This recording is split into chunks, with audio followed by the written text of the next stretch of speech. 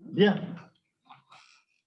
Eh bien, nous sommes tous là et je vous propose de commencer, monsieur le député, cher Jean-Jacques, monsieur le directeur général de l'Institut international du froid, cher Didier, qui est en ligne, mesdames et messieurs les représentants des ministères de l'Agriculture, de la Transition écologique et de la Santé, qui est également connectés avec nous aujourd'hui, monsieur le président de l'INRAE, cher Philippe, madame le maire de Fresnes, signor sindaco di Casale Monferrato, caro Federico, et vice-présidente de la provincia di Alessandria, mesdames et messieurs les présidents des associations, syndicats et fédérations professionnelles, et monsieur le délégué général de l'AFF, chers amis du froid et du Sémafroid, c'est un grand plaisir de vous accueillir aujourd'hui à Fresnes, physiquement ou par l'entremise des technologies de l'information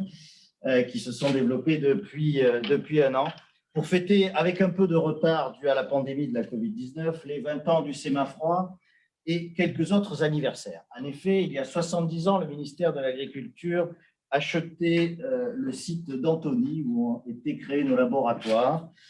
Il y a 20 ans, en 2000, le Sémagrève, devenu IRSTEA, puis INRAE, avec Transfrigoroute France et Périfem, fondé le GIE Sémafroid.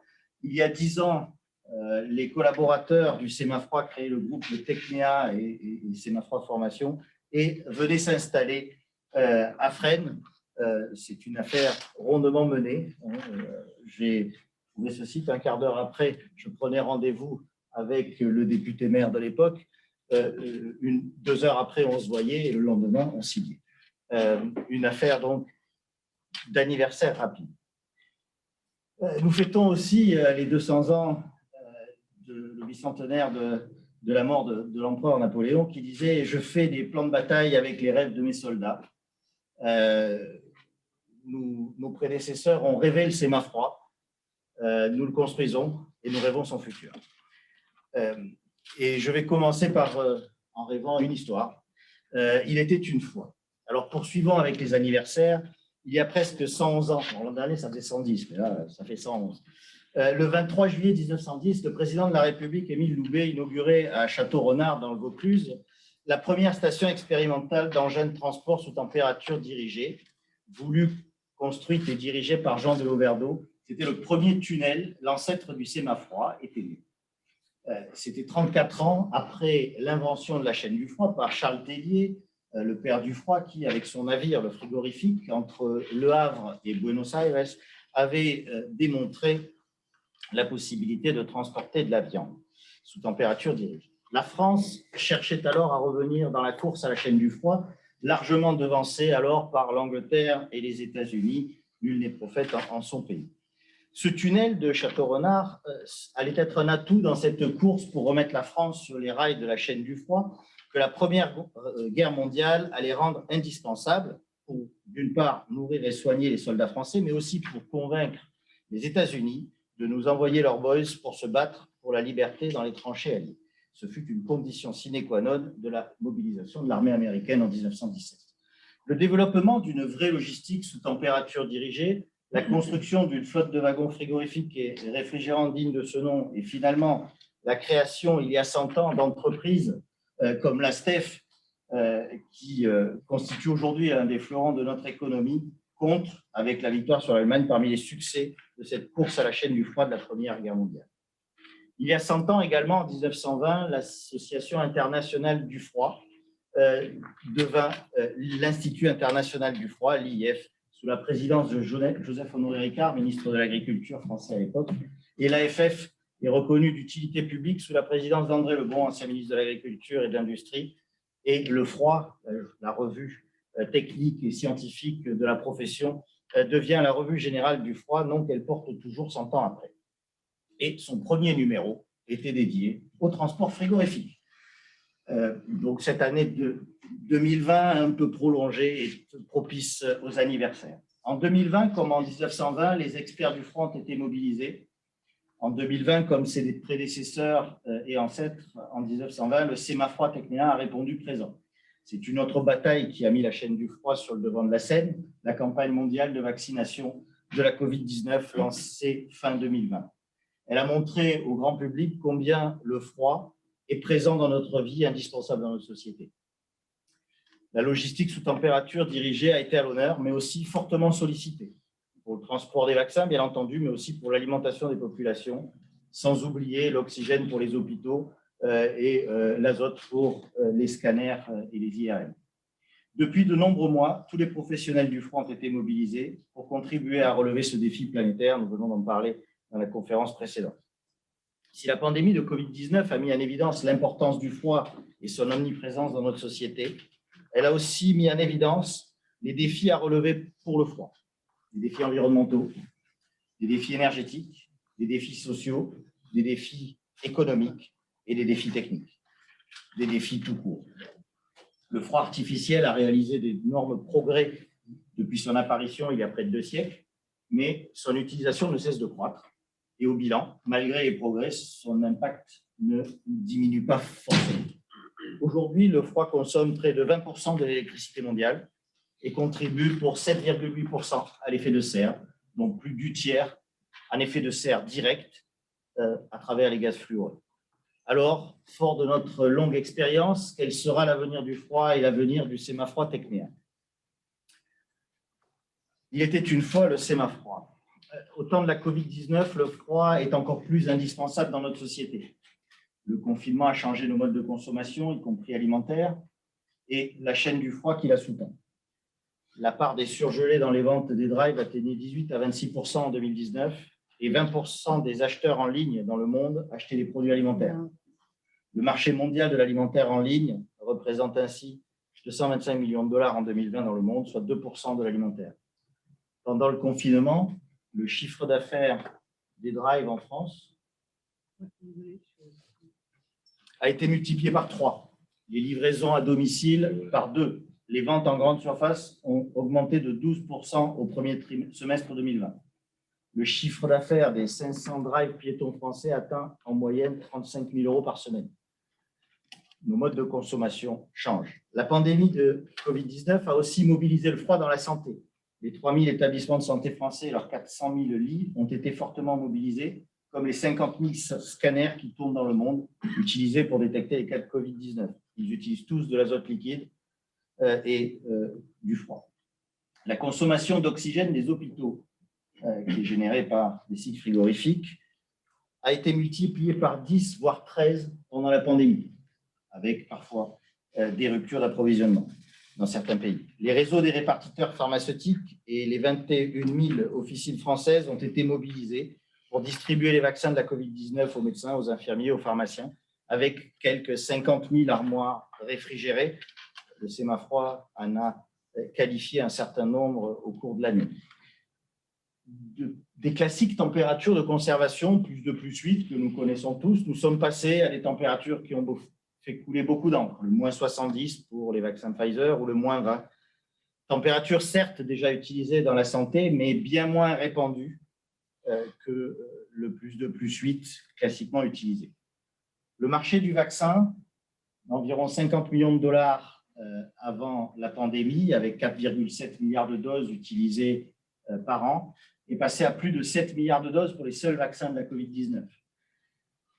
Et certains gouvernements, comme le gouvernement du Canada, ont commandé jusqu'à 9,5 doses de vaccins par habitant.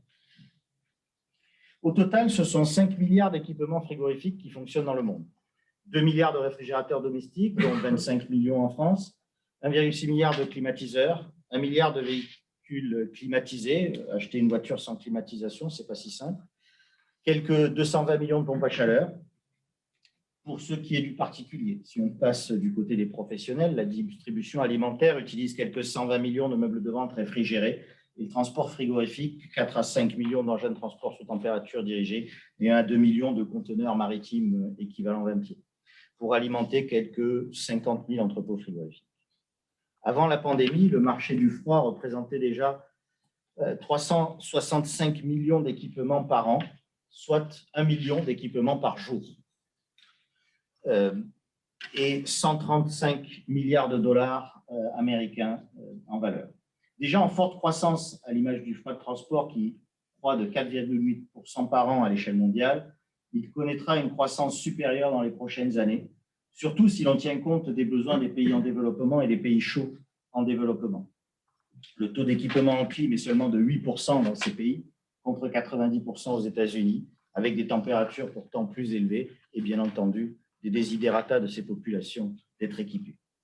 Mais ces 5 milliards d'équipements consomment près de 20% de l'électricité mondiale, génèrent près de 8% d'effet de serre, soit 4,2 gigatonnes équivalent CO2, dont un gros tiers par les émissions directes. Cela ne pourra pas continuer ainsi. Le froid doit évoluer, le sémafroid aussi. Il était une fois le sémafroid. Le sémafroid a aussi évolué depuis sa création avec, en 1950, l'acquisition du site d'Antony, la création du laboratoire du froid par André Gacq, qui a donné son nom à notre site ici à Fresnes, au sein du CERGR, puis du CTGREF, les ancêtres du Sémagref. En 1957, le tunnel d'Antony réalisait les premiers essais de camions frigorifiques, 10 ans avant les premiers essais dans le tunnel de Cestas en 1967, notre site de Bordeaux. La création du Sémagref dans les années 80 ouvrait la page de la recherche avant l'externalisation des activités d'essai et d'expertise en 2000, il y a 20 ans, avec Transfrigoroute France et Périfem, sous la bénédiction du ministère de l'Agriculture. Après 10 ans de construction et de développement, la création de Technéa SAS en 2010 et le déménagement du site à Fresnes ont posé les bases du développement des nouvelles activités, avec la création de Sémafroid Formation en 2011, de Technéa Inspection en 2016, de Tech Énergie en 2018, et permis le développement européen, avec la création de Technéa Italia en 2013, de Sémafroid Océan Indien et Technéa Canada pour l'Amérique du Nord en 2019. 10 ans après l'acquisition du site de Fresnes, Technéa a un nouveau site en Italie en 2020, à Casale et Monferrato, et le développement se poursuivra en 2021 avec, pour commencer, la reprise d'arrêt pour une entreprise pour faire de l'inspection d'installations classées dans le domaine du froid. Le Sémafroid et le groupe Technéa ont connu 10 ans de croissance continue. Le groupe a été fortement impacté par la Covid-19 comme de nombreuses entreprises, mais malgré l'arrêt de certaines activités pendant les confinements et un tassement du chiffre d'affaires qui reste au-dessus de 10 millions d'euros, les résultats sont restés positifs en 2020. Ce sont aujourd'hui plus de 100 experts qui travaillent pour le Sémafroid sur 3 continents et dans 3 pays. Cela n'aurait pu se réaliser sans vous tous. Sans vous, nos plus de 8000 clients dans 40 pays du monde, sans vous, nos partenaires institutionnels et ministériels, sans vous, nos partenaires professionnels, sans vous, nos actionnaires fidèles qui, tous, nous avaient fait confiance. Et sans vous tous, évidemment, les collaborateurs de Sémafroid Technéa, que j'ai l'honneur de diriger depuis bientôt 16 ans. Merci à tous.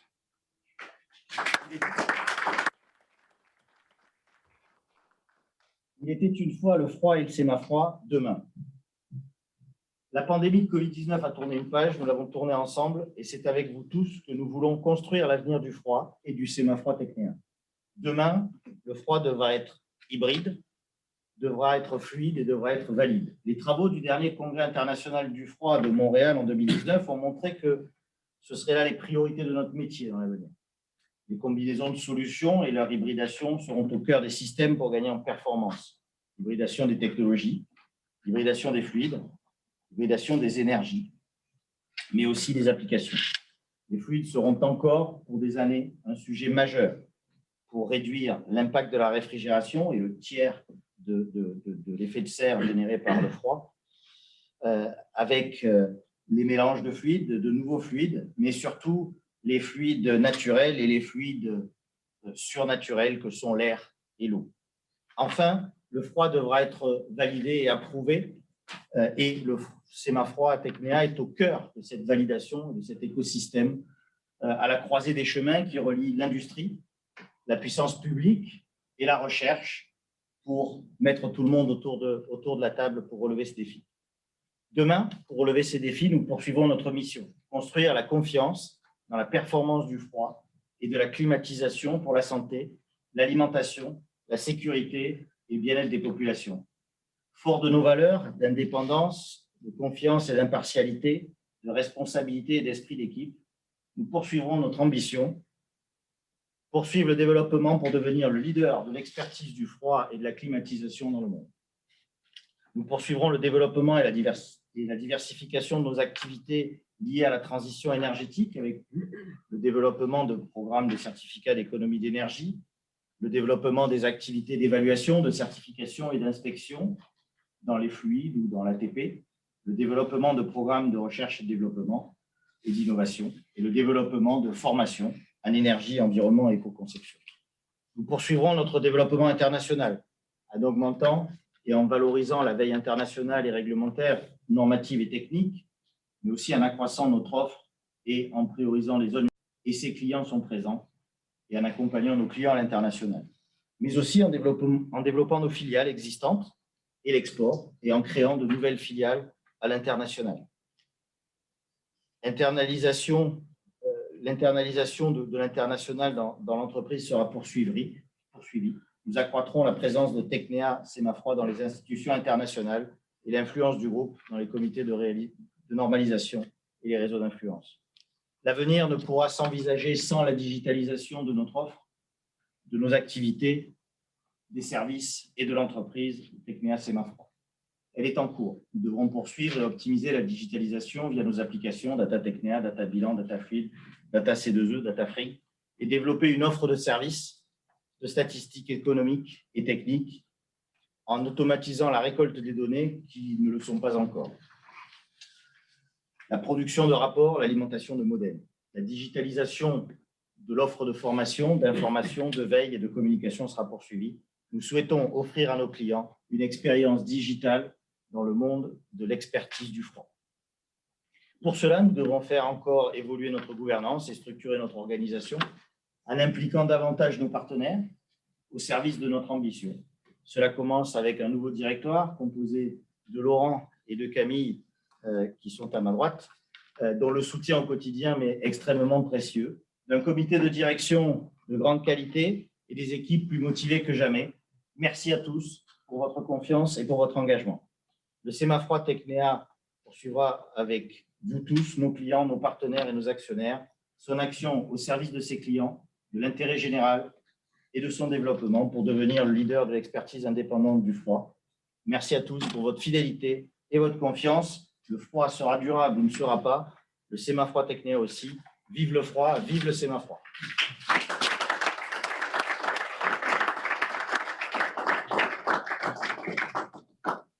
Je vais laisser le micro à monsieur le député de Fresnes.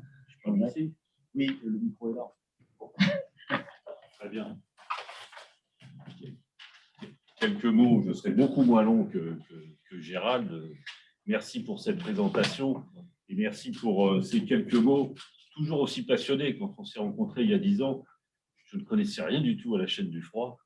Et après nos multiples échanges, je commence. Non, je ne suis pas un expert, je suis encore un néophyte, mais à chaque fois que je vois des chiffres comme ça nous donne conscience de la réalité, du besoin de la chaîne du froid partout, dans tous les domaines.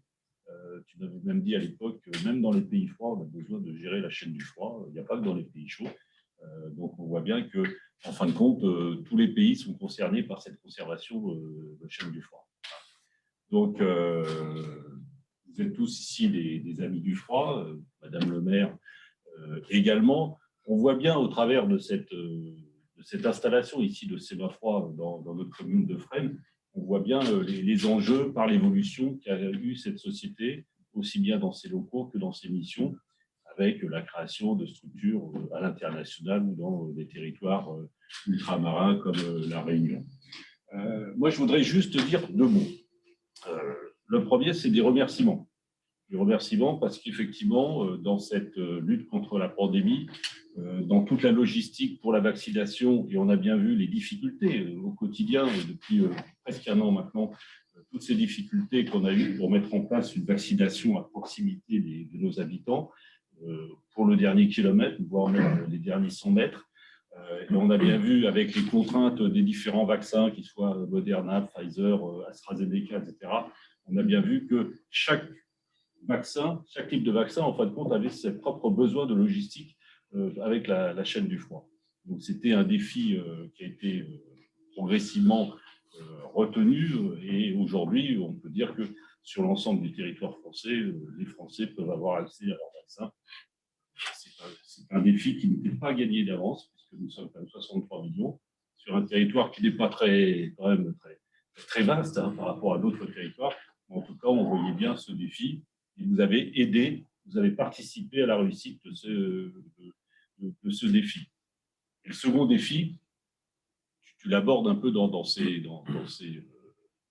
slides, au-delà du défi environnemental, puisqu'effectivement, la fabrication du froid a un impact sur l'environnement. Tu parles de presque 8% de l'effet de serre mondial, donc c'est quand même quelque chose de considérable. Donc on compte sur vous pour réussir ce passage à un froid plus durable, plus environnemental, et qui ait moins d'impact sur notre monde. Mais l'autre défi, il y a 15 jours, j'étais en Côte d'Ivoire pour une mission parlementaire, et en parlant avec mes homologues, je vois bien le défi qu'il y a dans des pays chauds comme ça, où les habitants sont parfois dans des coins reculés très loin de tout centre de distribution, où la chaîne de froid n'existe pas, ou très peu. On voit bien les défis qu'il y a pour vacciner les populations. C'est un défi qu'il va falloir qu'on relève tous ensemble. Les pays les plus riches ont bien promis des dizaines de millions, des centaines de millions de doses de vaccins à livrer dans ces pays-là. Mais après, il va falloir les distribuer, il va falloir vacciner les populations. Et là, l'enjeu, il est considérable. Et je me demande, j'ai un doute quand même, si on va pouvoir y arriver rapidement, parce qu'il faut qu'on y arrive, parce que sans la maîtrise du froid, la chaîne de froid, on n'y arrivera pas. Aujourd'hui, la chaîne de froid, je ne sais pas quels sont les projets pour améliorer la chaîne de froid dans ces pays-là, mais sans cette maîtrise-là, sans cette amélioration, il n'y aura aucune possibilité de vacciner les populations. Je parle de la Côte d'Ivoire, qui n'est pas un des pays les plus déstructurés de l'Afrique. Vous connaissez bien notre pays. Voilà donc les défis. Merci pour ce séminaire, merci pour ces slides, merci pour cette implication.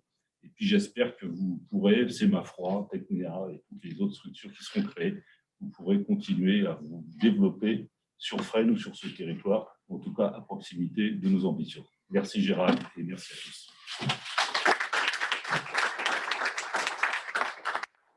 Merci Jean-Jacques pour ces mots et pour l'accueil il y a 10 ans ici. C'est un projet qui est une réussite aujourd'hui. On te remercie pour l'accueil que tu nous as réservé et aussi que la commune de Fresnes nous réserve depuis. Didier, est-ce que tu nous entends? Oui, est-ce que vous m'entendez?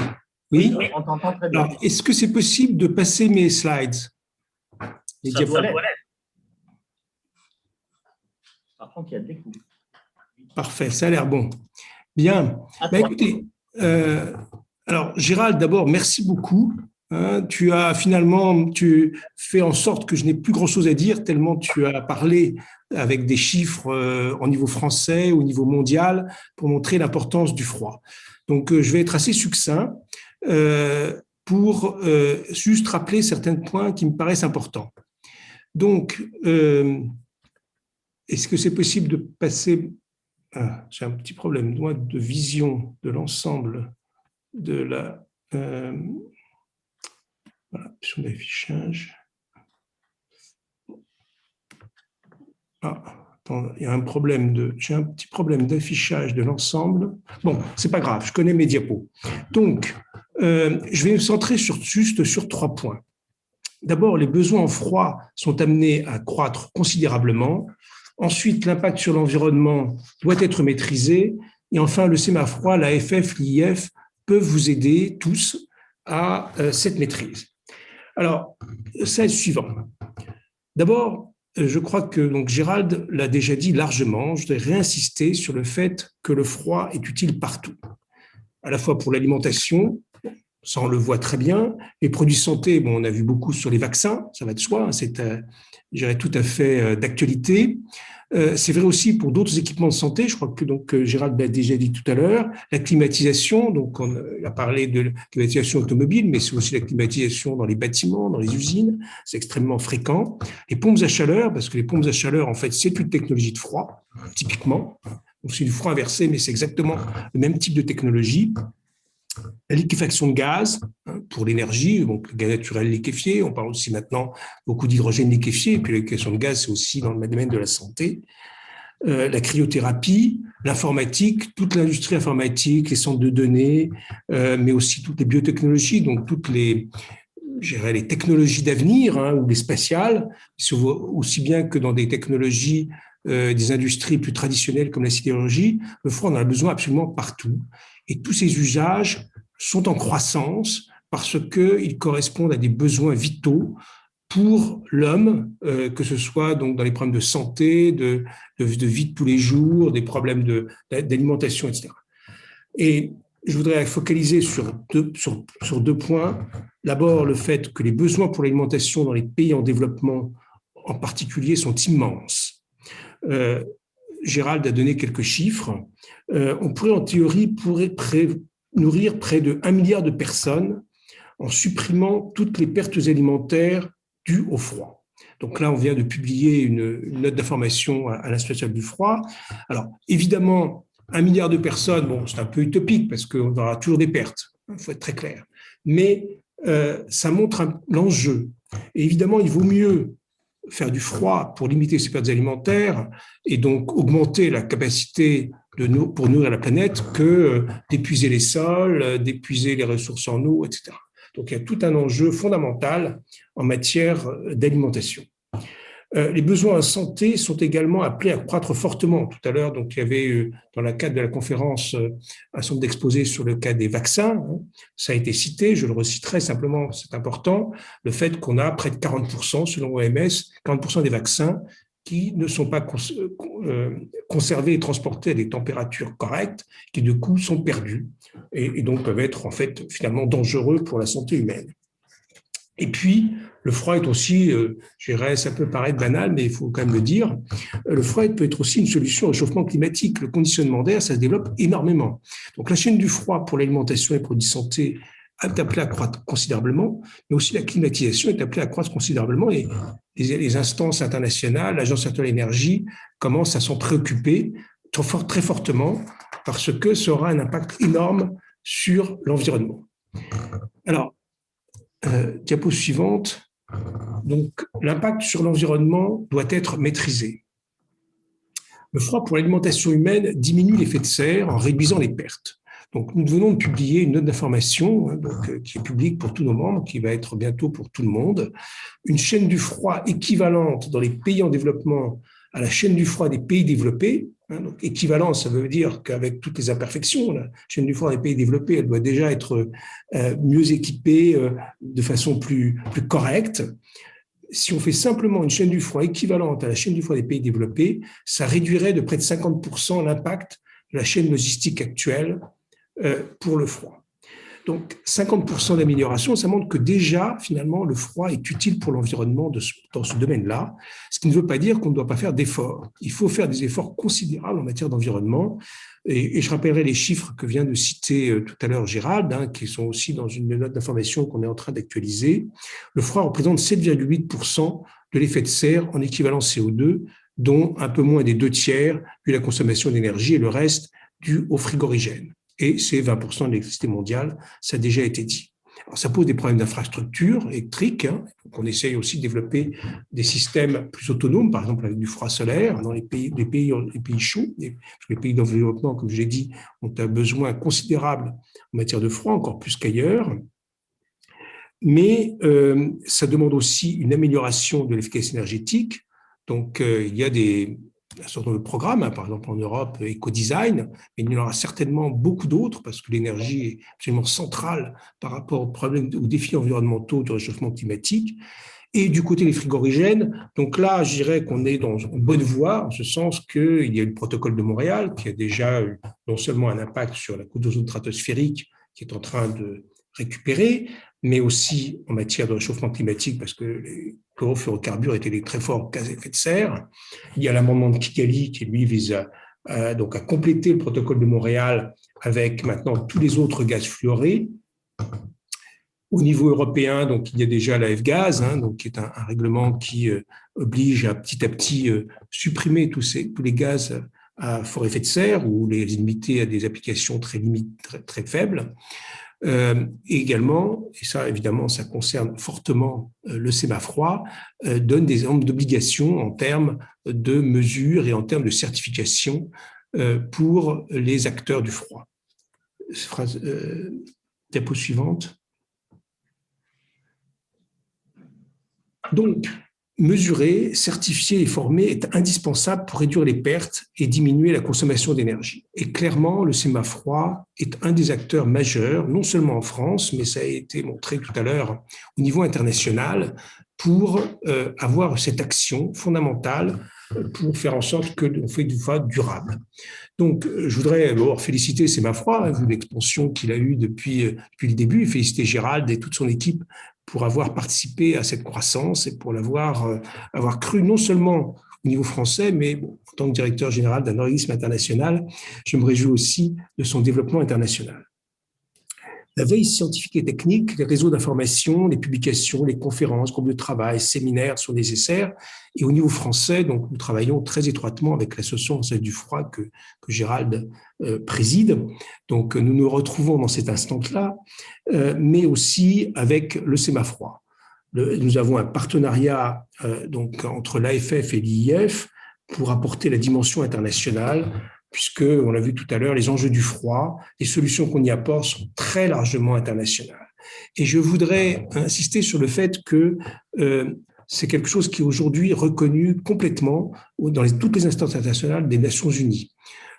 Depuis 2019, depuis certaines déclarations qui ont été faites au niveau des Nations Unies, donc on travaille beaucoup avec les différentes instances, donc, en particulier dans les projets en développement, avec le Programme des Nations Unies pour l'environnement, avec la Banque mondiale, donc l'Institut du froid, donc travaille avec toutes ces instances pour développer le froid dans le monde. Et ça va devenir une priorité qui devrait être probablement affichée cette année dans le cadre du sommet mondial pour l'alimentation, dans le cadre de la conférence des parties à Glasgow, donc, qui aura lieu à la fin de l'année, où tous les pays devront présenter de nouvelles contributions nationales pour montrer ce qu'elles vont faire en matière de diminution de l'impact sur le climat. Et le froid devrait être à l'honneur, en quelque sorte, et chaque pays devrait montrer qu'il travaille dans le domaine du froid. Donc, je suis confiant sur le fait que le froid a de l'avenir, un avenir considérable, et dans le fait que cet avenir se situe notamment au niveau international, et le SEMAFROID a déjà montré sa capacité à être un acteur.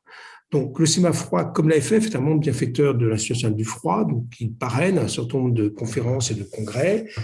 Gérald est lui-même président du Conseil Sciences et Technologies de l'Institut national du froid. Donc, je dirais, pour moi, le SEMAFROID est un organisme frère d'une certaine manière et avec lequel j'ai vraiment le plaisir de travailler. Alors, je vais juste passer les diapos suivantes.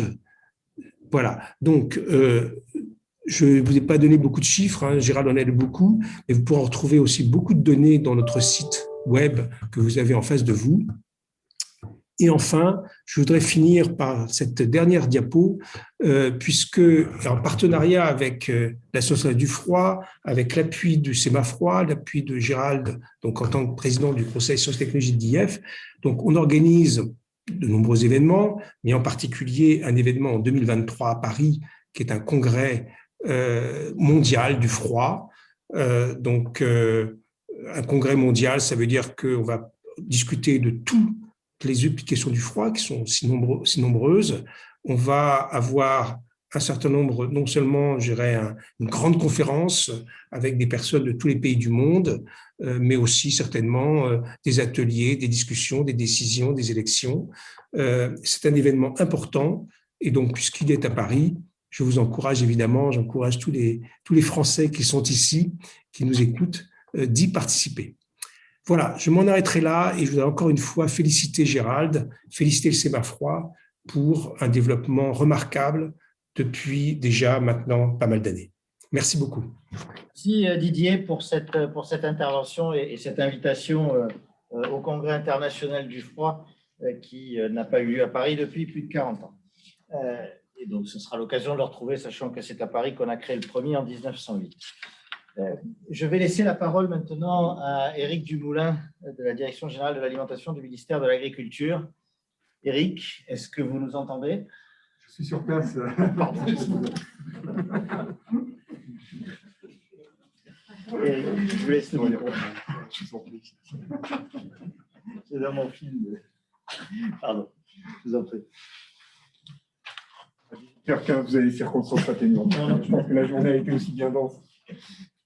Et puis, il y a des circonstances atténuantes. Je viens de prendre mes fonctions il y a à peine 2 mois. Voilà, vous voyez, je vous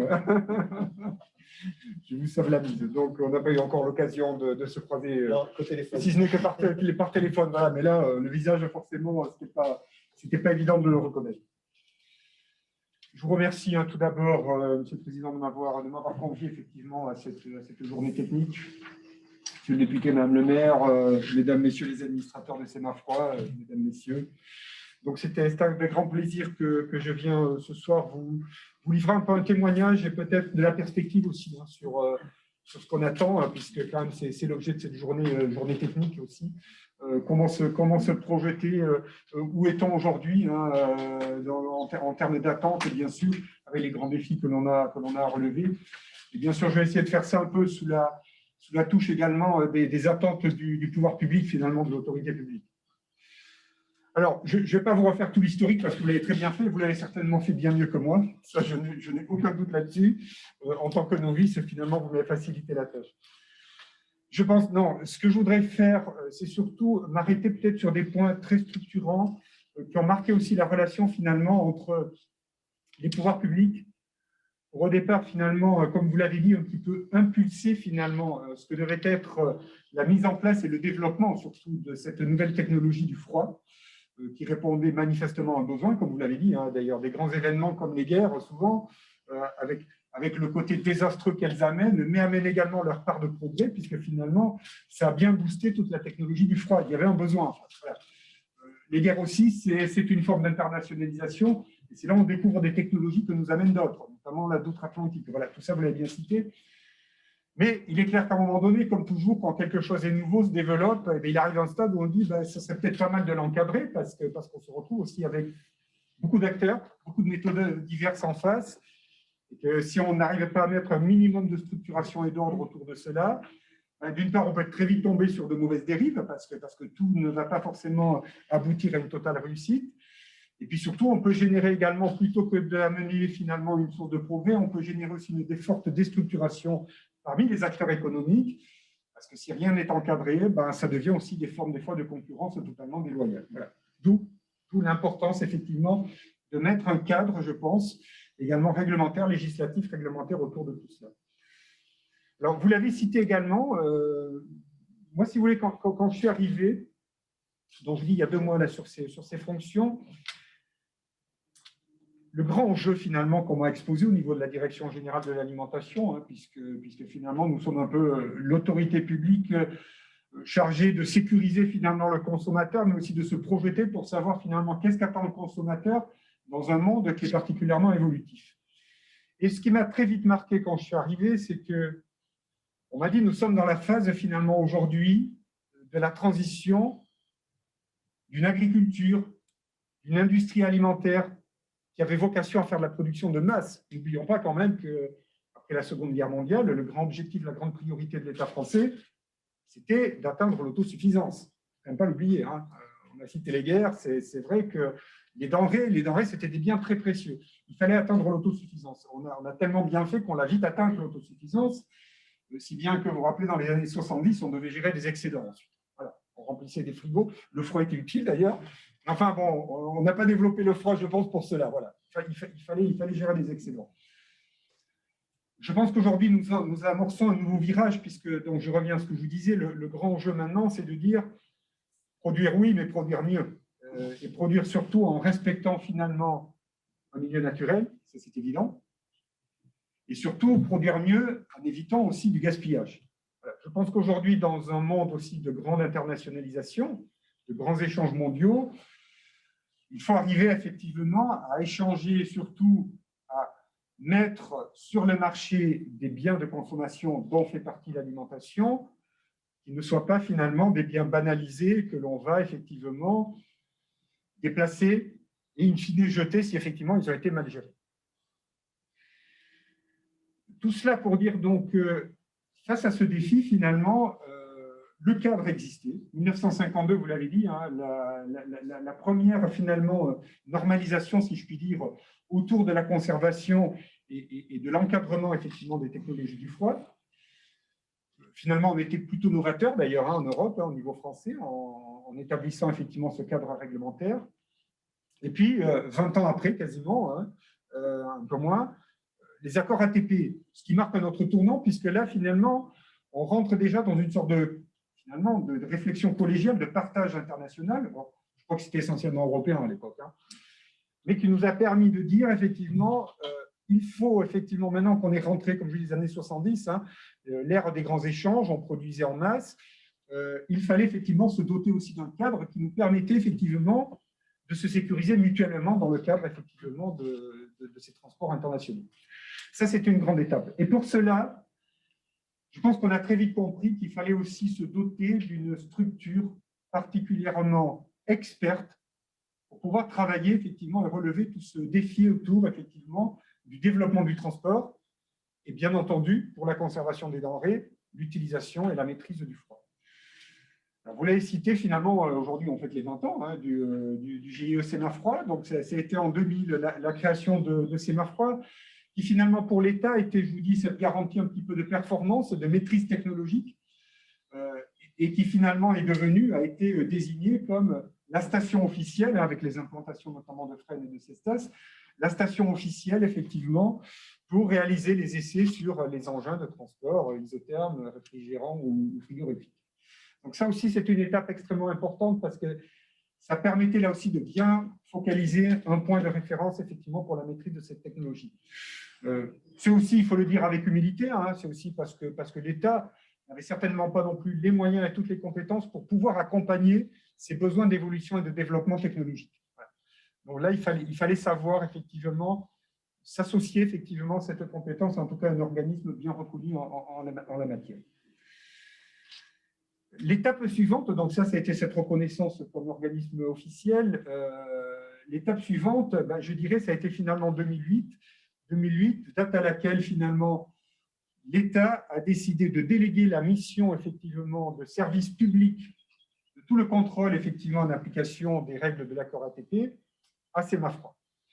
Donc là aussi, une autre étape, ça veut dire que finalement, à côté de ce rôle effectivement d'accompagnant pour faire de l'innovation, pour faire du développement, on a aussi demandé à Sémafroid d'être finalement un peu le gardien du temple, de dire, voilà, il y a beaucoup d'engins aujourd'hui sur le marché, ces engins-là, il faut les contrôler avant leur mise en service, il faut les contrôler régulièrement au cours de leur vie. D'ailleurs, ont été créés tous les centres de tests privés hein, à cette occasion-là. Et donc, il fallait là aussi qu'on ait effectivement cette structure qui centralise toute cette gestion effectivement du contrôle autour de la chaîne du froid. Vous avez cité notamment l'outil DataFrig hein, qui s'est développé ensuite pour pouvoir là aussi concentrer, travailler, exploiter, valoriser toutes ces données. Donc ça, c'était également une étape extrêmement structurante. Donc vous voyez, hein, on est parti d'un État qui a commencé à fixer finalement un cadre réglementaire, qui a évolué effectivement dans une volonté de partenariat à l'échelle internationale avec les accords ATP. Et puis derrière tout cela, de dire maintenant, il faut aussi une véritable expertise, il faut que ce soit véritablement une compétence qui soit dédiée à cette mission. Et donc, on aboutit à la fameuse délégation de service public qui a été confiée à Sémafroid. Comme je vous l'ai dit, le grand défi maintenant, c'est de passer finalement d'une technologie du froid qui a été développée et initialement pour surtout assurer effectivement une logistique, donc du transport, de la conservation en masse, si je puis dire, de denrées, et évoluer maintenant vers effectivement cette technologie au service de ces nouveaux défis que sont comment évoluer vers une alimentation plus durable. La grande époque, effectivement, de la production du masse, c'est encore une fois, si c'est pour derrière éliminer des denrées alimentaires, je pense que la société le souhaitera de moins en moins, en tout cas le condamnera de plus en plus. Donc forcément, ça nous amène aujourd'hui à repenser également, derrière l'usage du froid, ce qu'on en attend. Alors, ce qu'on attend, c'est sûr, nous, en tant que pouvoir public, c'est toujours d'assurer une sécurité. Il faut des denrées saines. Parce qu'aujourd'hui, le citoyen ne pourrait pas tolérer d'entendre dire que parce qu'on maîtrise moins bien le froid, qu'on utilise moins de froid, on intoxique plus de personnes. Ça, c'est évident. La sécurité, ça reste un point déterminant et prégnant. Et à côté de cela, il y a un autre grand jeu dont vous entendez souvent parler. Il faut lutter aussi contre le gaspillage. Alors, lutter contre le gaspillage, là aussi, c'est avoir aujourd'hui, finalement, des moyens de conservation bien mieux maîtrisés, sans pour autant dire que le but, c'est de faire de la conservation pour de la conservation. Il faut bien mieux le maîtriser, parce qu'encore une fois, on ne peut plus se permettre cette période charnière de dire qu'il y a des quantités phénoménales d'aliments, finalement, qui soit n'arriveront même pas dans le frigo du consommateur ou seront jetés après le frigo du consommateur. Donc ça aussi amène à repenser, je pense, toute une philosophie autour de la meilleure conservation, voire d'autres modes de conservation des aliments. Le troisième élément, et là je pense aussi c'est un grand défi pour l'avenir du froid, vous l'avez cité, nous sommes dans un contexte aujourd'hui effectivement de grands défis climatiques. Vous l'avez dit, monsieur le député, il y a des zones aujourd'hui effectivement dans le monde, nous on commence à se plaindre effectivement de l'impact aujourd'hui du dérèglement climatique, mais je pense qu'il y a des zones qui sont vraiment en train de haleter aujourd'hui, qui sont confrontés en même temps à de grands défis, parce que avant même de parler de conservation pour la sécurité des aliments, eux, ils en sont à un stade où ils se disent comment aujourd'hui arriver à conserver les aliments que l'on produit pour être sûr de pouvoir les consommer. Donc là, il y a un enjeu phénoménal, parce qu'il y a une crainte de perte même des productions qui sont faites localement. Je ne parle même pas là du transport international, ne serait-ce que localement. Voilà, ça, ce sont de grands enjeux qui, d'ailleurs, il faut le dire, ont ouvert effectivement, en tout cas ont donné libre cours à beaucoup d'imagination, de technologie pour essayer de dire comment mieux conserver ce que l'on produit aux quatre coins du monde sans forcément avoir recours systématiquement à du froid. Et vous savez que là aussi, il y a une forte émergence de produits biocides, par exemple, qui ont été utilisés, les antifongiques, pour essayer là aussi de favoriser, faciliter le transport de toutes ces denrées, mais avec des effets également, des effets secondaires, des effets induits, dont on mesure quand même le risque qu'il représente derrière. Voilà.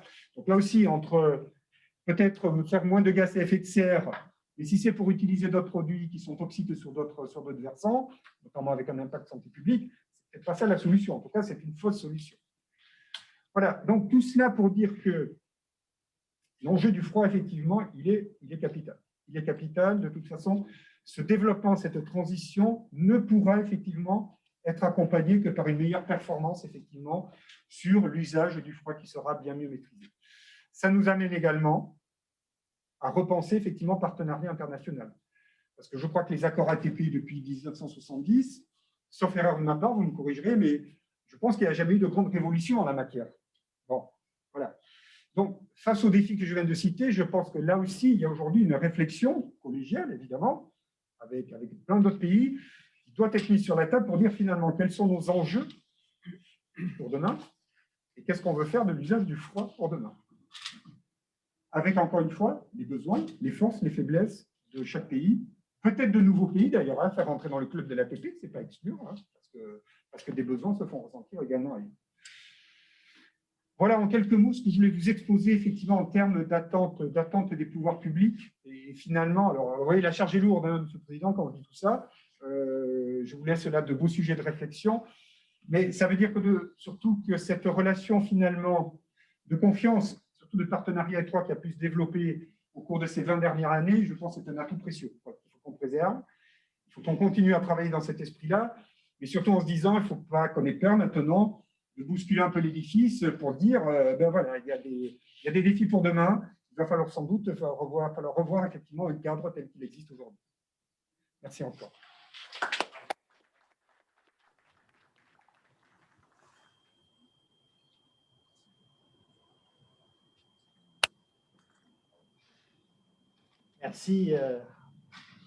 Merci Eric pour ces mots. Et les défis, ça nous plaît. On a relevé depuis la création il y a 20 ans de l'entreprise. On continuera à en relever, donc ça nous va bien. Et je vais laisser la parole à notre actionnaire de référence, celui qui représente le fondateur du Sémafroid, Philippe Noguin, président de l'INRAE. Merci Philippe d'être avec nous ce soir et merci de la confiance de notre actionnaire de référence au Sémafroid. Merci, merci Gérald de l'invitation. Bonjour à toutes et à tous. Je dois dire que je suis très heureux d'être là aujourd'hui. C'est l'occasion de rappeler cette filiation forte entre le Sémafroid avec le Sémagref. Je salue Jacques qui arrive, Jacques hier et Pierre-Yves aujourd'hui qui ont suivi et bien d'autres dans cette salle, cette aventure, parce que je crois que c'était une aventure. Et quand dans les années, au milieu des années 90, le Sémagref a décidé d'externaliser cette compétence qui était quand même un peu un bijou du Sémagref, c'était probablement avec la conscience que il fallait sortir un peu du cadre d'un établissement de recherche, aussi performant soit-il, pour développer des activités qui allaient rencontrer ce succès commercial dans les années qui ont suivi. Donc, c'était une bonne vision, une bonne intuition. Ça a dû être difficile, certainement, de voir sortir le Sémafroid. Mais depuis, je crois, de façon continue, et tu l'as bien montré dans l'historique, dans tout le développement mondial maintenant de l'entreprise, avec ces différentes étapes, la création dans les années 2000 du GIE Sémafroid, avec le Sémagref Périfem Transfigaro de France, qui était là, voilà, une première opération d'externalisation, avec l'appui déjà du ministère de l'Agriculture et de la Direction générale de l'alimentation, qui a toujours été le partenaire historique du Sémagref et aujourd'hui d'INRAE sur la chaîne du froid. Voilà, le coup était parti et cette intuition, elle s'est révélée avec le temps payante. Depuis, de l'eau a coulé sous les ponts, du froid aussi a circulé à travers le monde, parfaitement maîtrisé. Le Sémagref est devenu IRSTEA. Puis, après la fusion avec l'INRA qu'on a achevée en 2020, INRAE. Et ma foi, tout au long de en même temps que le Sémafroid se développait aussi et prenait son envol, le Sémagref se transformait et continuait aussi sa trajectoire de performance en recherche scientifique dans les sujets de l'alimentation, du génie des procédés, de plus en plus de l'environnement, et finalement jusqu'à cette convergence réussie avec l'INRA. Et depuis le début, on a souhaité, le Sémagref, et aujourd'hui je m'en sens un peu le dépositaire à la présidence d'INRAE, on a souhaité que le Sémafroid puisse voler de ses propres ailes. Donc, il y a eu un désengagement progressif, mais jamais un désintérêt ni un abandon. Et je crois que la position d'actionnaire minoritaire de référence qu'on exerce aujourd'hui, c'est un bon équilibre entre cet élément qui, je pense, est un élément de contrôle et de réassurance dans l'actionnariat de l'entreprise, marque aussi l'intérêt pour nous, nous permet d'être aussi vigilants dans les besoins en expertise scientifique, même si évidemment vos partenariats vont bien au-delà du Sémagref avant et d'INRAE.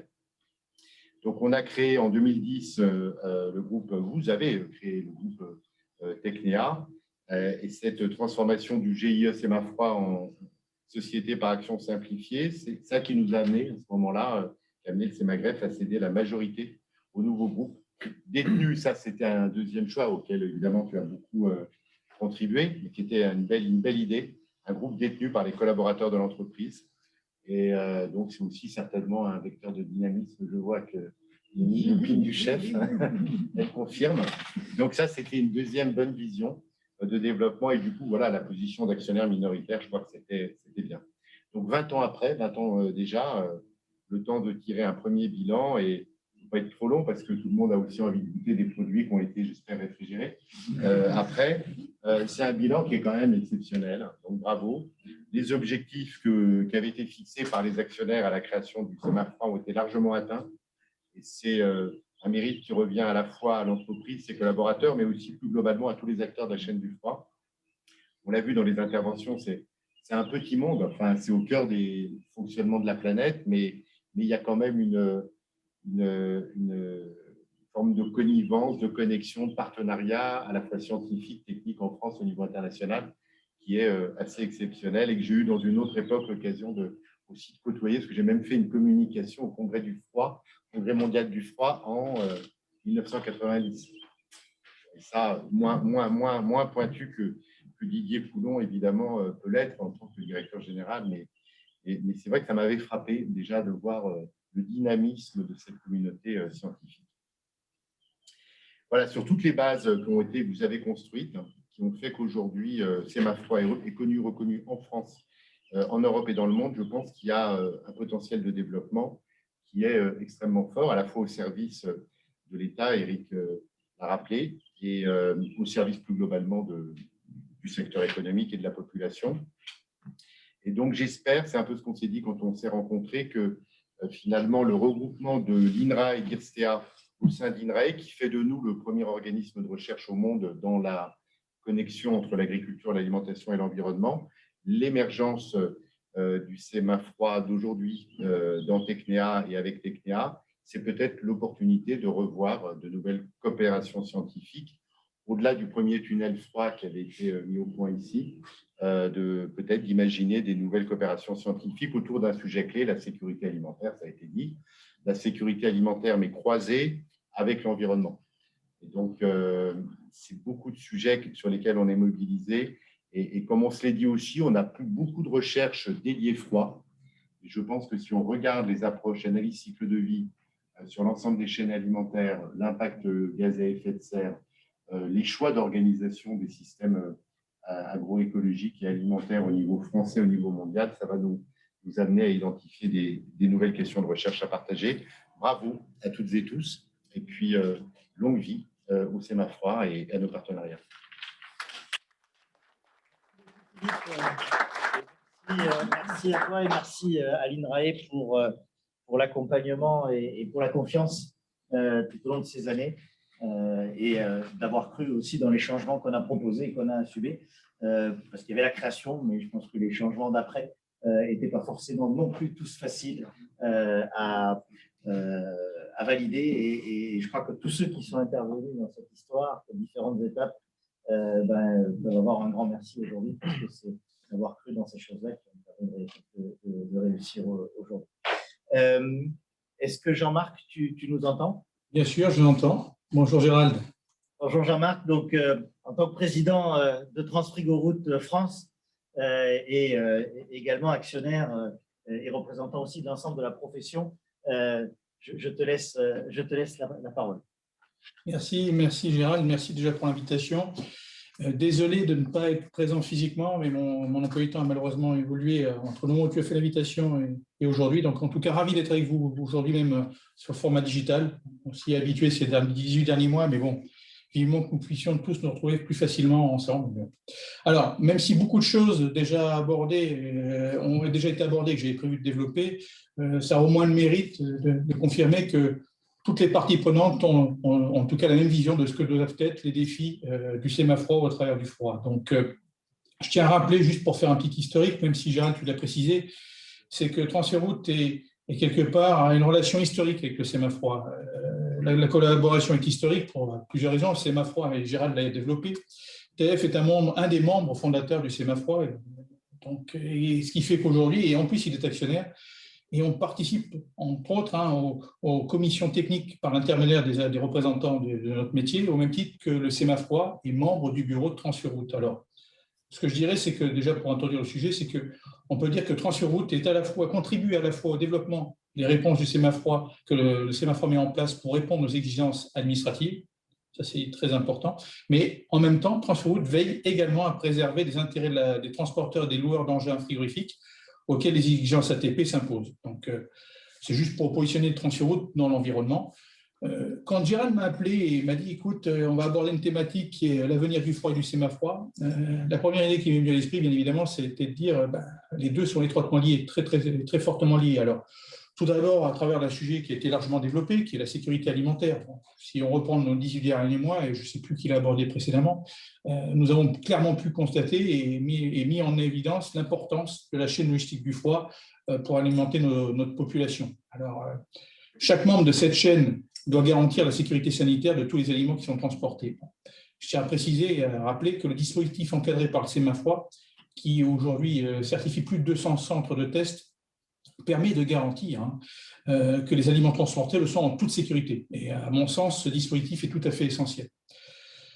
À l'échelle européenne, toujours dans le cadre de la sécurité alimentaire, le sémaphore s'emploie aussi à contribuer, et ça a été déjà développé, alors j'ai à l'échelle européenne, mais bien au-delà, hein, mais si je dois donner quelques exemples, et c'est un exemple, mais ce n'est pas le seul, hein, que ce soit avec Transfroute et avec le sémaphore, nous avons œuvré, et nous œuvrons encore à promouvoir un déploiement généralisé de l'ATP au sein de l'Union européenne. Et on peut considérer qu'à date, fort de ce premier travail qui a été fait, des accords multilatéraux ont été signés et ont été présentés au WPO, ont permis de faire évoluer et d'avoir un certain nombre d'amendements au niveau de l'accord de l'ATP. Donc, ces petites victoires permettent de montrer d'ores et déjà, parce qu'il est toujours important de savoir d'où on vient avant de dire où est-ce qu'on va, l'importance, je dirais, de la chaîne du froid et l'importance du sémaphore dans la sécurisation alimentaire du segment du transport. Alors, il y a un deuxième point que le sémaphore qui me vient à l'esprit dans le cadre de le sémaphore et l'avenir du froid, c'est bien évidemment la contribution du sémaphore dans un domaine qu'on parle de plus en plus, c'est l'environnement. Le sémaphore, par exemple, en participant à des programmes C2E comme l'éclair, contribue à lutter contre le réchauffement climatique. On n'a pas besoin d'aller ailleurs dans le monde, mais déjà dans ce que fait le sémaphore en France, et à mieux utiliser le froid produit, puisque tout froid qui est bien produit et pas perdu est une économie au niveau de l'échelle et à l'échelle climatique et une forme de préservation de notre environnement. Et par conséquent, le sémaphore, à sa petite échelle, mais qui est une forte contribution malgré tout, permet de répondre au plan de climat que peut avoir la France ou même l'Europe, même dans d'autres pays. Donc, c'est bravo déjà pour la contribution à l'investissement que je sais pérenne et constant. Et encore, bravo à toute l'équipe du sémaphore. Et je rajouterais que on vient, et ça a été également abordé par les précédents intervenants, c'est que nous allons vivre on ne va pas se projeter très loin, mais dans les 10 prochaines années, une période de rupture technologique et accessoirement de montée en puissance des exigences réglementaires. Alors, l'expertise technique du sémaphore va nous permettre d'évaluer les capacités de ces nouveaux matériels et de leur bonne intégration sur l'ensemble de la chaîne logistique du froid. Parce qu'aujourd'hui, un transporteur, on prend compte qu'il a besoin d'une forme de référentiel, d'un tuteur, d'un accompagnateur qui permettra en tout cas de s'assurer à ce que l'usage qu'il puisse faire du camion se fasse dans les meilleures conditions.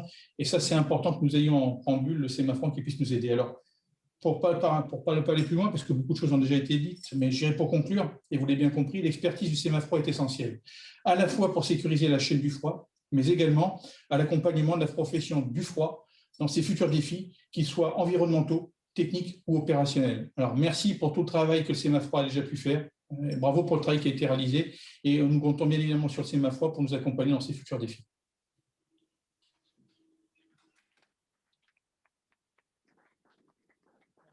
Merci beaucoup Jean-Marc, merci à Transfrigoroute, merci à tous les membres de Transfrigoroute qui sont aussi dans la salle ou connectés pour la confiance à la fois en tant qu'association Transfrigoroute, mais aussi en tant que client et représentant de la profession et des professionnels. Franck, est-ce que tu es connecté? Oui, absolument. Et, donc, à la création du sémaphore, il y avait 3 actionnaires. Nous avons eu le Sémagref devenu INRAE, nous avons eu Transfrigoroute et le 3e, eh bien, Perifem. Franck, en tant que délégué général de Perifem, je te laisse la parole. Oui, merci beaucoup Gérald et merci aussi aux précédents intervenants avec lesquels je partage l'ensemble des éléments qui ont pu être énoncés. Donc, merci aussi Gérald. Ravi, moi je n'étais pas là à l'époque, mais j'en avais entendu le plus grand bien, ravi d'avoir que Perifem ait fait partie de cette aventure qui a permis de le créer. Avoir autour d'une même table l'ensemble des parties prenantes d'un même sujet, c'est-à-dire les fournisseurs, les clients, les pouvoirs publics, c'est pas commun. C'est finalement mon quotidien à Perifem dans l'association que je dirige, qui regroupe les distributeurs et leurs apporteurs de solutions. C'est aussi finalement ce que le sémaphore vit au travers de ses travaux quotidiens où il a des clients directs, il a les pouvoirs publics, la réglementation à mettre avec tout cela, et on voit le succès que ça a pu donner. Donc moi je suis ravi d'avoir pu reprendre le flambeau de ce qui avait été initié. Par la suite, c'est la vie des affaires. Perifem est passé du stade d'actionnaires fondateurs au stade d'association à laquelle, donc je suis ravi, à laquelle le Sémafroid dorénavant est membre, adhérent, pour le meilleur des autres adhérents de l'association, notamment les distributeurs. J'en retoucherai 2 mots sur les actions qu'on a pu mener avec le Sémafroid sous impulsion de Gérald, et notamment sur la direction qui a pu être prise sur la certification des meubles frigorifiques. Ça, c'était un point vraiment capital, qui a mis un petit peu de temps à démarrer, mais je crois qui est vraiment lancé. Voilà, donc bravo au Sémafroid d'être né. Encore une fois, je ne suis pas le seul des actionnaires, et donc merci également aux 2 autres présents d'avoir été là pour le créer. On voit maintenant ce que c'est devenu. Très clairement, sous ton impulsion, Gérald, il faut le dire très, très clairement, bravo à toi de cette impulsion qui est donnée et qui ne faiblit pas. On se demande d'ailleurs où est-ce que tu vas chercher ton énergie. Alors, il y a peut-être un truc dans le froid, tu me diras, peut-être que tu te cryogénises tous les soirs ou un truc comme ça, mais je me demande quand même où est-ce que tu vas chercher toute cette énergie. Je te dirai, mais en secret. En secret, d'accord, mais je te remercie. Dans les sujets qu'on traite en ce moment, il y en a beaucoup qui nous concernent, et le Sémafroid a montré, j'allais dire ses compétences, non, enfin sa compétence, non, ses compétences. Ça concerne le sujet des fluides frigorigènes. On a beaucoup travaillé sur ces sujets-là. Je profite de la présence, alors je crois qu'il est reparti, monsieur le député, mais pour lui passer le message de notre satisfaction d'avoir eu la possibilité de suramortir les changements des installations frigorifiques, et peut-être qu'on pourrait imaginer de proroger ce suramortissement dans les années qui viennent. Gérald, je ne sais pas si tu auras moyen de lui passer ce message-là, mais ça pourrait être intéressant. Oui, bien sûr. Voilà, les sujets de la DESP où effectivement les besoins sont importants, et le Sémafroid a été présent et a fourni ses services à beaucoup des adhérents de Périfem, membres de la grande distribution, pour leur grande satisfaction, donc bravo. Et puis le dernier point que je voulais souligner, effectivement, c'est la certification des meubles frigorifiques. Pendant des années, les uns et les autres ont, pour les uns, acheté des meubles, pour les autres, installé des meubles, mais effectivement pas toujours avec des éléments objectifs de comparaison. Je crois qu'on avance vers cette objectivité. Ce que le Sémafroid a monté y amène en toute facilité, en toute logique. Nous, on a été moteur de ça. Ça a pris un petit peu de temps, Gérald le sait, mais je crois que maintenant c'est lancé, et on est aujourd'hui dans un monde beaucoup plus objectif, qui nécessite justement des tests. C'est ce que fait le Sémafroid. Et là encore, c'est pour le bien de tout le monde, à la fois des utilisateurs finaux, mais aussi des fabricants, je crois, qui trouvent là aussi le moyen d'être objectif et de se comparer, y compris vis-à-vis de leurs concurrents, sur des éléments comparables. C'est sain, c'est scientifique, et je crois qu'on est, Gérald, dans la bonne direction sur ce point-là. Pour terminer, je crois qu'il y a aussi des nouveaux types de commerce qui vont se développer. Et là aussi, le Sémafroid aura toutes ses compétences à amener. Je pense aux produits transportés. On parle de e-commerce, on parle de vente à distance. Je sais que le Sémafroid a déjà commencé à travailler sur ces sujets-là.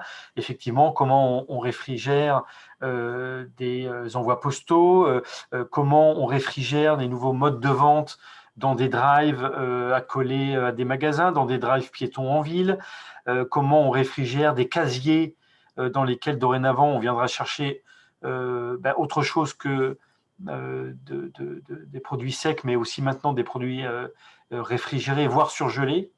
Il y a un développement du vrac, et donc demain, Gérald, on aura certainement des sujets là-dessus, parce que les clients vont vouloir acheter des yaourts en vrac, les clients vont vouloir acheter du fromage en vrac, les clients vont vouloir acheter, comme dans d'autres pays européens, pour l'instant, ça n'est pas autorisé en France, mais je pense que les choses doivent évoluer aussi, des produits surgelés en vrac.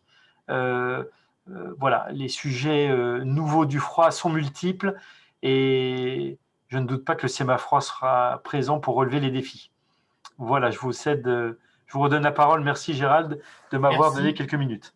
Merci beaucoup Franck, merci pour ces éléments et je suis tout à fait d'accord avec toi, ce sont des défis et nous les relèverons ensemble.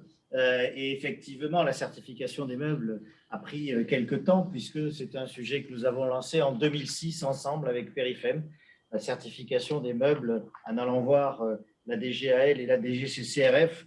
Et je remercie la DGAL de nous avoir soutenus dès le départ, même si nous n'avions pas trouvé le même écho à la DGCCRF qui nous avait dit faites donc une marque de certification, ce que nous avons fait. Bon, ça a mis plus de temps, mais aujourd'hui c'est parti. Et je pense que c'est positif et en tout cas déjà la DGL nous avait soutenus. Si nous avons réussi nos implantations, je le disais tout à l'heure, c'est grâce aux communes sur lesquelles nous sommes implantés et nous avons le grand honneur et le plaisir d'avoir deux maires aujourd'hui dans deux pays différents qui sont ici présents. Je vais d'abord laisser la parole à Madame Chavanon, le maire de Fresnes, qui est un partenaire sur la commune. Madame Chavanon, je sais que vous avez après notre engagement aussi et je vous laisse la parole.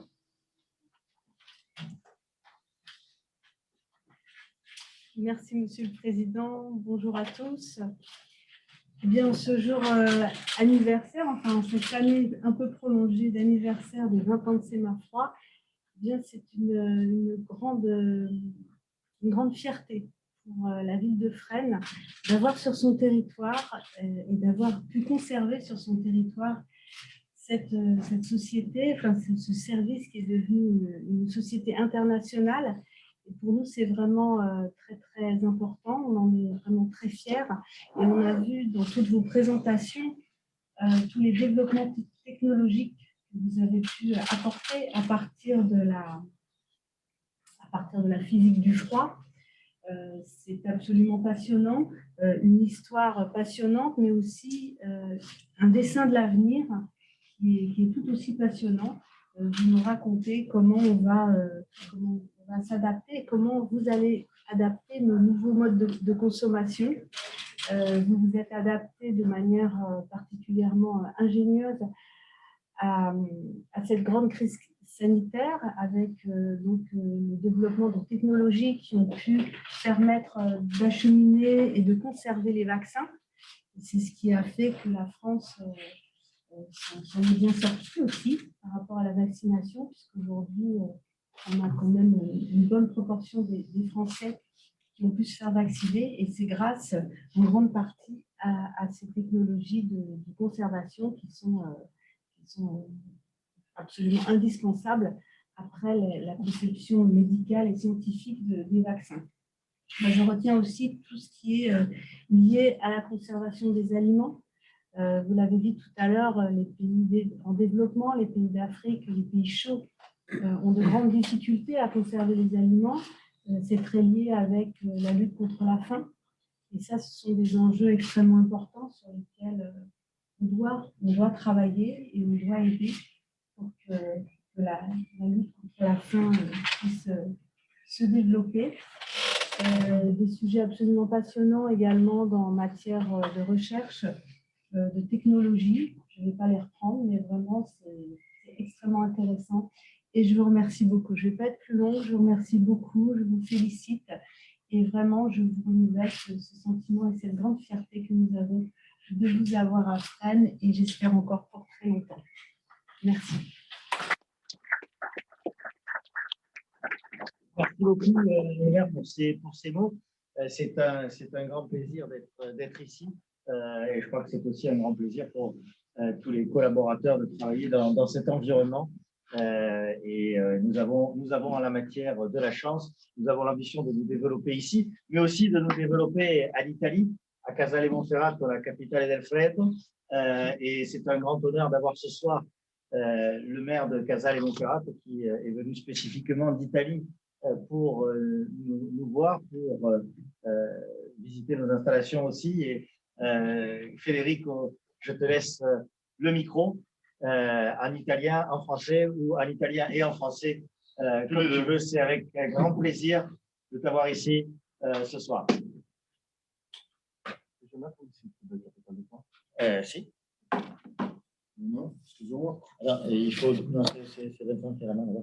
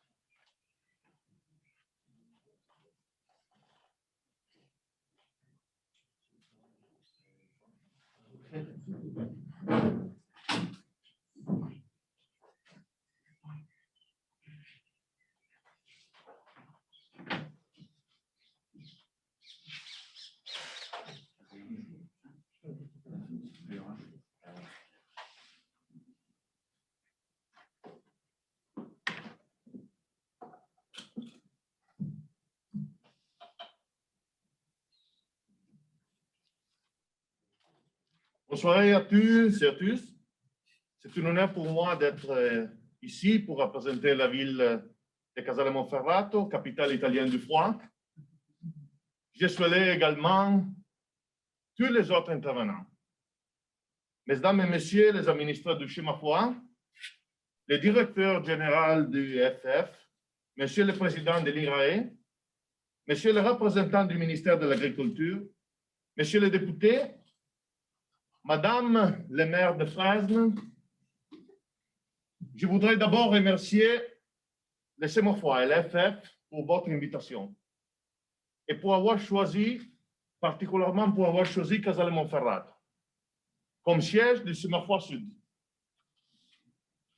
Alors, je vous prie de m'excuser, mais je vais poursuivre en italien parce que mon français atteint ses limites. Et parce que je dois faire travailler Gabriel, que c'est mon stagiaire dans la municipalité, et mon exécutif assistant. Voilà, Gabriel Cavalier traduira mon speech. Riteniamo come istituzioni di avere un ruolo fondamentale per lo sviluppo della refrigerazione. Cette institution a un rôle fondamental pour le développement de cette institution. Il settore della refrigerazione. E crediamo vi sia nel settore della refrigerazione una responsabilità sociale altissima nella lotta alla malnutrizione, alla conservazione dei cibi e oggi alla sconfitta della pandemia tramite i vaccini. Nous pensons que ce secteur a une responsabilité sociale très importante dans la lutte contre la malnutrition, pour la conservation de la nourriture et dans globalement tous les défis que nous affrontons aujourd'hui. Donc, quindi come municipalità siamo orgogliosi di essere una delle sedi importanti a livello mondiale della produzione del freddo. En tant que mairie et municipalité, nous sommes fiers d'être un des sièges importants dans le monde du secteur du froid. Sosteniamo quindi il nostro distretto del freddo con azioni concrete. Nous soutenons donc le développement et le monde du froid à travers des actions concrètes. Come l'istituzione di una scuola del freddo che accompagni tutti i giovani alla professione del tecnico. Comme la mise en place d'une école qui formera les jeunes et les accompagnera pour étudier le secteur du froid. Inoltre, come amministrazione, garantiamo 3 anni local tax free, tasse locali zero, per le aziende che si insedieranno nel nostro distretto. En outre, nous garantirons pendant 3 ans l'absence de taxes pour toutes les entreprises qui voudront s'installer dans le secteur de la ville de Casale. Les taxes locales, parce que les taxes nationales, nous ne pouvons pas. Nous ne voulons pas faire des promesses que nous ne pouvons pas mantenere. Ok? Mais garantiamo altrettanto un 35% di sconto sull'acquisto dei terreni industriali già urbanizzati. Garantiamo il 35% di sconto sui terreni industriali già urbanizzati. Sur les terrains industriels déjà urbanisés, nous garantissons donc 35% de réduction de ces taxes. Questo perché il nostro territorio è ricco di imprese produttive, di enti di formazione e, grazie a Semafroid, anche di aziende di certificazione, e quindi vogliamo mantenere questo distretto. Notre territoire est donc riche d'associations, d'organisations et notamment grâce au Semafroid aussi d'entreprises de certification dans ce domaine, et nous souhaitons maintenir cette chance. E quindi invitiamo chi vorrà seguire l'esempio di Semafroid per l'insediamento nel Sud Europa a visitare il nostro territorio. Nous invitons toutes les personnes, institutions qui voudraient continuer ce développement et y participer à visiter, à se rendre dans cette belle région de Casale. Dove abbiamo creato un'agenzia per lo sviluppo con manager che accompagneranno gli imprenditori passo a passo nell'insediamento. Où nous avons créé une organisation qui accompagnera dans le développement, étape par étape, chaque entreprise qui s'installera. Ringrazio davvero tutti per questo momento insieme e abbiamo affrontato con gioia il viaggio per essere qui con voi oggi. Nous remercions le maire de Casale Monferrato, remercie toutes les personnes qui sont ici aujourd'hui pour nous écouter, et que nous avons avec joie fait le voyage pour vous voir aujourd'hui. C'était un plaisir. Et merci à Gabriel Cavalier, que c'est seulement à moi qui étudie français, qui étudie italien, pardon. Et c'est vraiment un garçon très, très important pour notre staff. Merci à tous vous. Bonne soirée.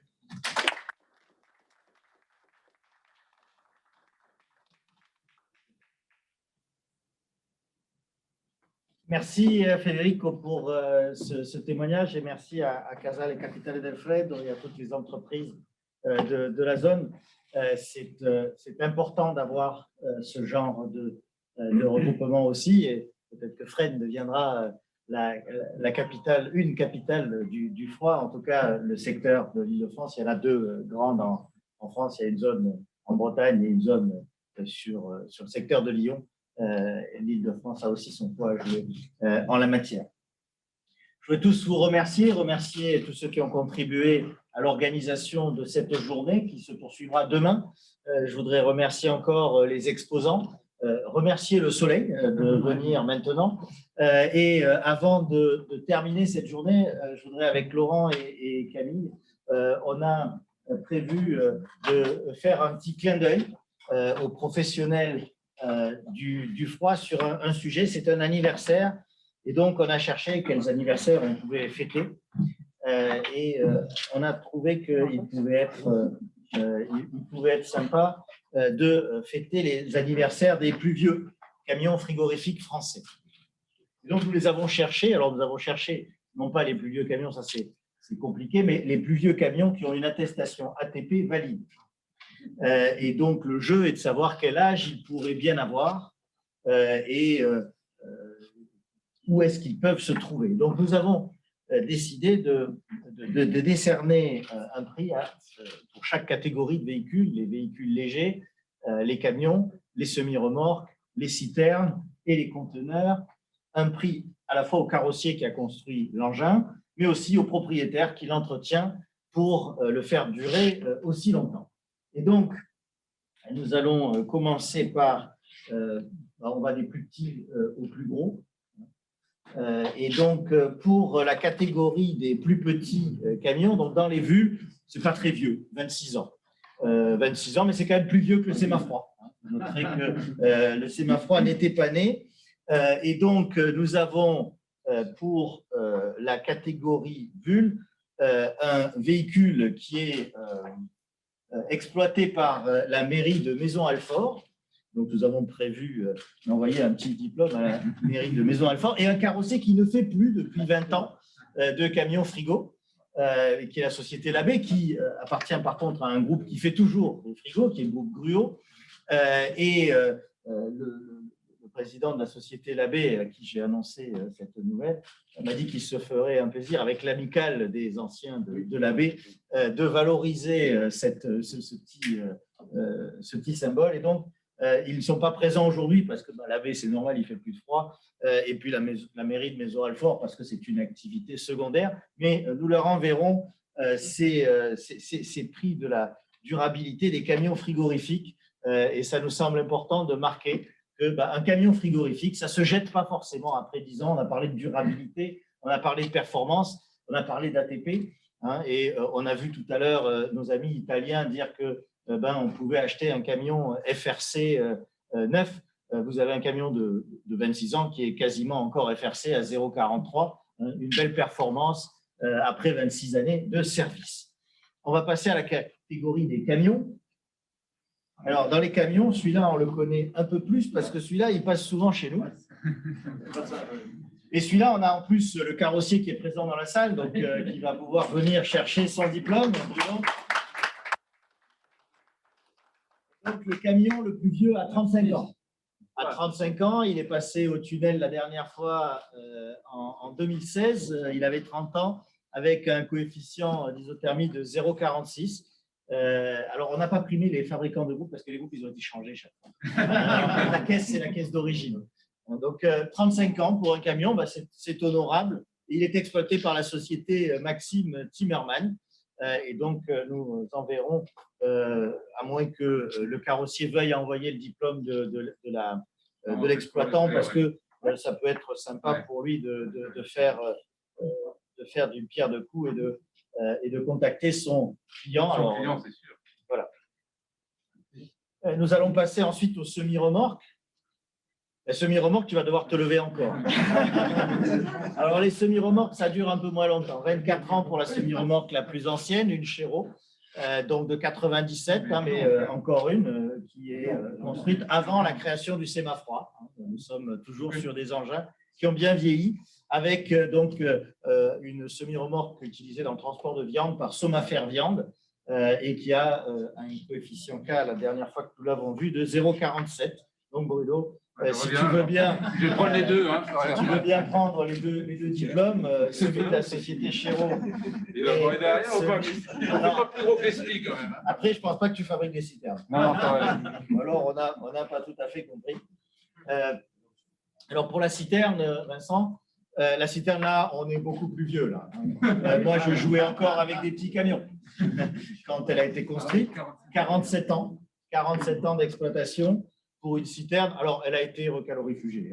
L'isolation n'est pas d'origine, mais par contre, la société Vena, qui est le leader européen de l'exploitation de citernes, c'est un carrossier aussi qui n'est plus présent sur le marché avec des citernes en France, mais 47 ans, construite en 74. Je jouais encore au bac à sable, et un coefficient 4,055 pour une citerne à 47 ans recalorifugée. C'est une belle performance pour les essieux. Donc, on les enverra. Et puis, nous avons une catégorie pour les caissons mobiles, qui sont des matériels qui ne roulent pas. Et là, nous avons un caisson qui a 29 ans, qui a été construit par une maison historique de la carrosserie frigorifique, la maison Sept-Marie Construction Isotherme, aussi connue sous le nom de SMCI, exploitée par la maison Palmade. Et donc, un engin de 29 ans, encore lui aussi, relativement ancien et qui est toujours, vous le noterez, en isolation renforcée, ce qui est une belle performance à cet âge-là. Et donc, pour tous ceux qui disent qu'on ne peut pas garder longtemps des engins frigorifiques, pour tous ceux qui disent qu'un engin neuf sorti d'usine ne peut pas être FRC, qu'il n'y a que les prototypes, eh bien, nous leur démontrons là que ce n'est pas vrai et que les vrais industriels et des bons professionnels peuvent construire et exploiter correctement des matériels de qualité. Donc, bravo à toutes ces entreprises et nous voulions les associer à cet anniversaire. Bravo aux carrossiers, bravo aux exploitants pour ces matériels. Je vais remercier tous les participants à cette journée. Merci pour les interventions. Merci Frédéric, merci Eric, merci Didier, merci Jean-Marc, merci Franck à distance. Merci également à Marie Chavanon et à Philippe Mauguin et à Jean-Jacques Bridet qui ont dû partir pour d'autres réunions. Je vous invite tous à boire un verre et à poursuivre les discussions dehors, au soleil, avec des beaux matériels tout neufs dont on espère qu'ils dureront aussi longtemps, même s'il faut quand même un peu de renouvellement pour que les fabricants durent. Et puis, pour terminer, eh bien, nous avons lancé un projet pour les 20 ans du Sémafroid. Nous avons acheté, avec l'aide de Rémi, que je remercie, cette goélette, qui est une goélette d'avant les panneaux sandwich polyuréthane. Et donc, nous allons lancer un projet de restauration avec les équipes du Sémafroid pour en faire une mascotte et pour montrer qu'on peut faire des véhicules frigo qui vieillissent bien. Donc, tous ceux qui souhaitent participer à ce projet sont les bienvenus. Vous serez associés à cette démarche. Merci à tous pour cette journée. Rendez-vous dehors pour discuter, boire un verre. Et puis, rendez-vous demain matin ici pour la suite des ateliers.